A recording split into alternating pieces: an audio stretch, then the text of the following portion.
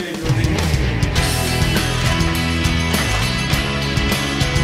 예산을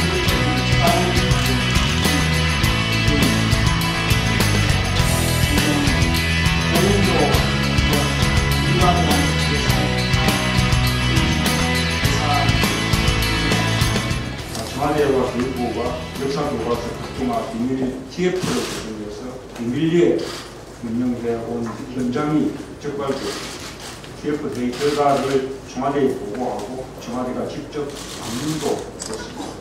행정 조직을 사사롭게 운영하는 위급한 행정입니다.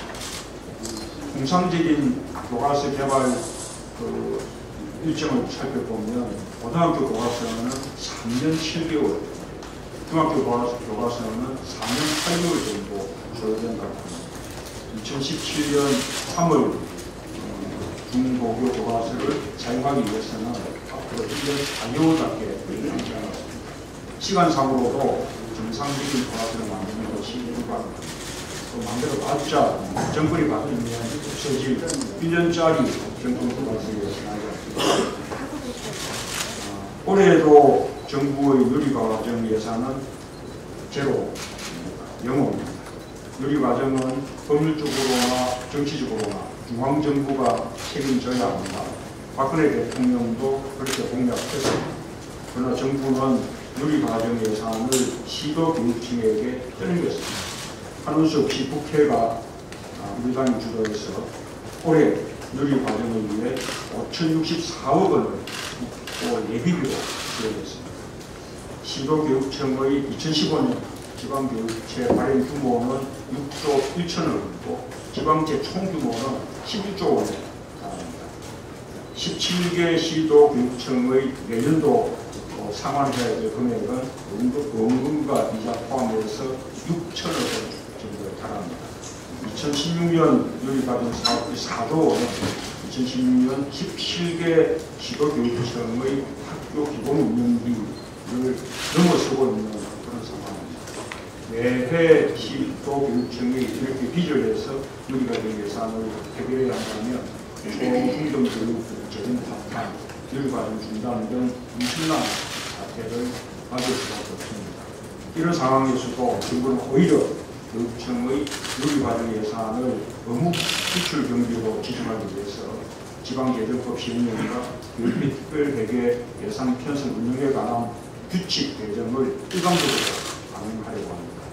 정부 시도교육감 협의회가 내년도 누리과정 예산 편성을 거부한 것은 어쩔 수 없는 자부처였습니다. 민간 어린이집도 오늘부터 30일까지 사흘간 집단 연차 휴가를 예고하고 있어서 대란이 예산되고 있습니다. 박근혜 정부 출범 이후에 매년 이렇게 보육 예산 대란이 발생하고 있습니다. 교육청뿐만 아니라 학부모와 어린이집들까지 모두가 혼란스러워합니다.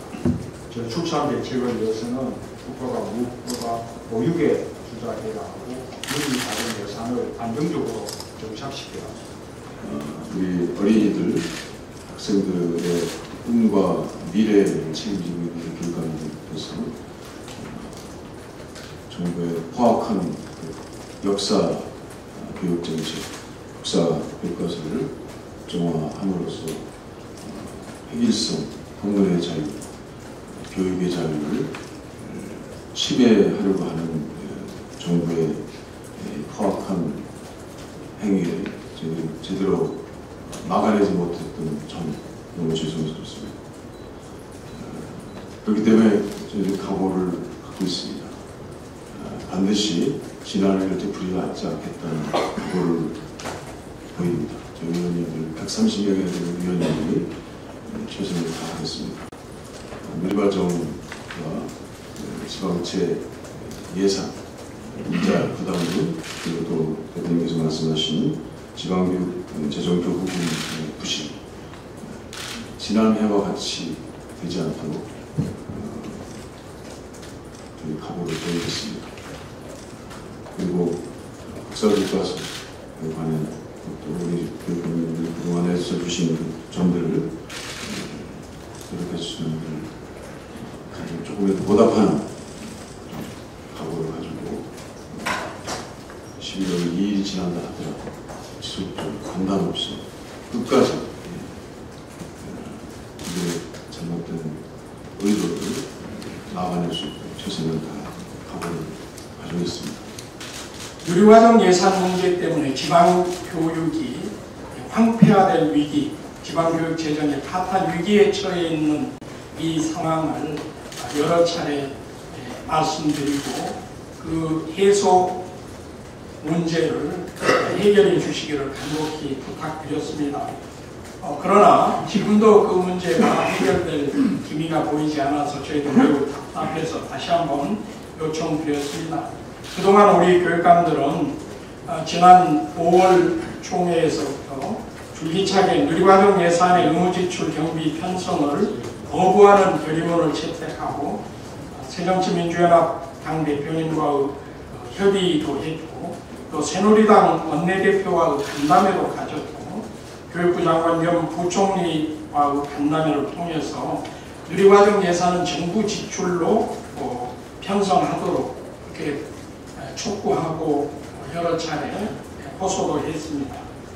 그리고 또 이 누리과정 관련된 법률, 지방교육재정법, 그리고 유아교육법과 영유아보육법, 지방재정법 등의 시행령과 엇나가는 엇박자에 맞지 않는 점, 법률에 위반되는 시행령을 해소해 주십사. 그리고 이 지방교육 재정의 위기를 극복할 수 있는 사회적 논의기구 구성과 또 전체적으로 지방교육 재정을 확대할 수 있는 방안을 교부금 비율을 높여 주시기를 바라는 등등의 여러 차례 건의도 하고 호소도 하고 노력해 왔습니다. 그러나 정부는 2016년도 예산안에 대통령 공약 사업이었던 누리과정 예산을 한 푼도 반영하지 않고 오히려 지방재정법 시행령 개정을 통해서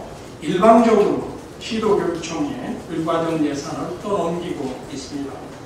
각 시도교육청 2016년 세입세출 예산을 추계해 보니까 세입 예산에 비해서 세출 예산이 6조 원이 더 많습니다. 바꿔 말하면 6조 원 적자 운영을 할 수밖에 없는 이런 상황인데도 불구하고 거기에 4조 원의 누리과정 예산을 떠넘긴 이런 상황이기 때문에 시도교육청에서는 더 이상 이 3, 4, 5세 보육료 감당하기 어렵다 하는 것을 여러 차례 말씀드렸고 현실적으로 저희들은 예산을 편성할 수 없습니다.